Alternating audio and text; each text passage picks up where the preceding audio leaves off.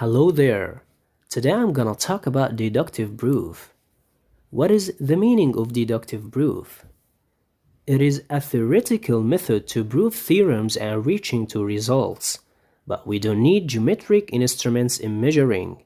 We just need definitions, properties, facts, and previous theorems to get results. So we have to mention the reasons when we write the mathematical statements. Let's take an example.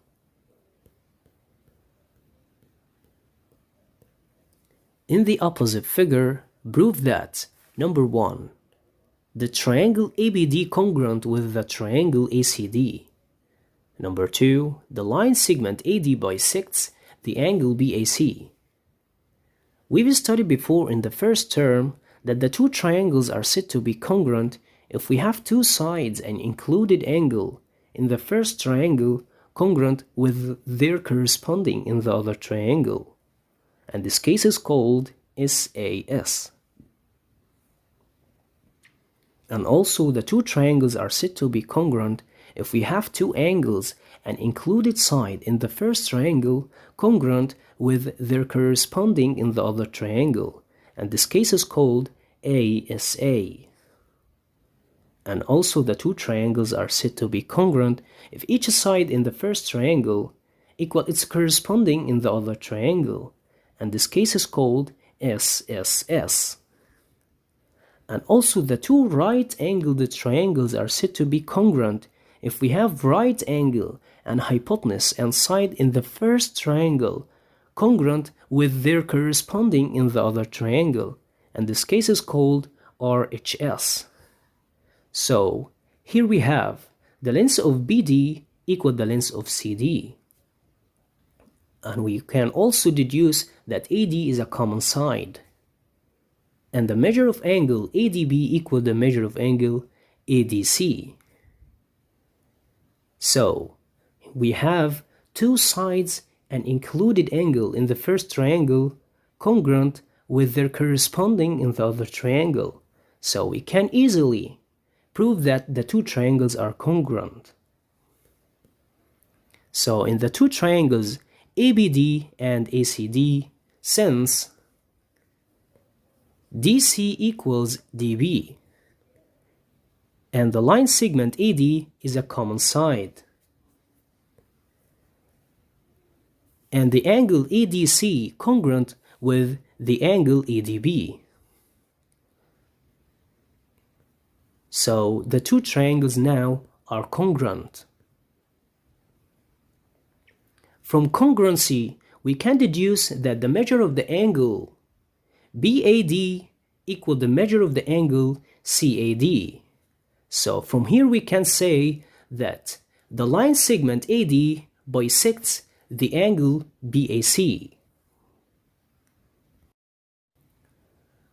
Another example. In the opposite figure, AB parallel to CD and also CD parallel to FE, and the measure of angle BAC equals 50 degree, and the measure of angle CFE equals 110 degree. And we need to find the measure of angle ACF. So what am I supposed to do? We've studied before in the first term that if we have two parallel straight lines are intersected by another one, then each two alternate angles which form a bilateral Z are equal in measure. And also each two corresponding angles which form a bilateral F are equal in measure. And the two interior angles which form a bilateral U are supplementary, or their sum equals 180. So since AB parallel to CD and the two angles BAC and ACD are alternate angles, then they are equal in measure. So the measure of angle BAC equals the measure of angle ACD equals 50 degree.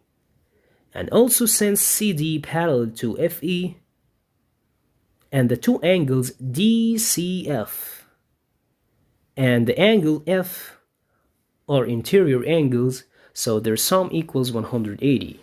So we can easily find the measure of angle DCF. let's write the proof. Since AB parallel to CD and AC is a transversal, so measure of angle A equals measure of angle ACD because they are interior angles.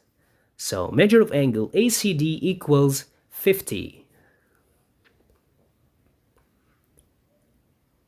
And also, since FE parallel to CD and FC is a transversal, then measure of angle F plus measure of angle DCF equals 180. So to find the measure of angle DCF, we can subtract the measure of angle F from 180. So measure of angle DCF equals 180 minus 110. So it can be 70 degrees. So to find the measure of angle ACF, we need to add the measure of angle ACD with the measure of angle DCF. The sum of measures of the angles ACD and DCF equals 50 plus 70 equals 120. In the opposite figure, measure of angle EAC is 160 degrees, and the angle EAB is a right angle, and we need to find the measure of angle C. We've studied in the first term that the sum of accumulative angles at a point equals 360. And here we have three accumulative angles at a point A, so their sum equals 360. So, since measure of angle BAE plus measure of angle EAC plus measure of angle CAB equals 360 because they are accumulative angles, the measure of angle CAB equals 360 minus the sum of the two angles 160 and 90. Then the result is gonna be 110. So measure of angle CAB equals 110 degrees. And since AB parallel to CD and the two angles BAC and ACD are interior angles, so they are supplementary, or their sum equals 180. So from here we can easily find the measure of angle C. So since AB parallel to CD and AC is a transversal, the measure of angle C plus measure of angle BAC equals 180 because they are interior angles. So measure of angle C equals 180 minus 110. So the result is gonna be 70 degrees.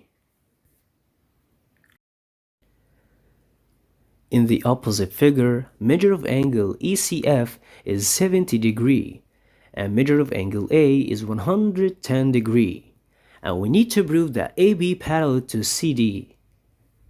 We know from the previous term that if the two straight lines are intersected, then each two vertically opposite angles are equal in measure. And here we have two intersected straight lines at a point C. The two lines DF and EA are intersected at a point C. Then the two angles ECF and DCA are vertically opposite angles, then they are equal in measure. Then also, the measure of angle DCA equals 70 degrees. So, since measure of angle FCE plus measure of angle ACD equals 70 degrees because they are vertically opposite angles, and since measure of angle DCA plus measure of angle CAB equals 70 plus 110 equal 180, and they are interior of the same side of the transversal AC, then we can deduce that AB parallel to CD.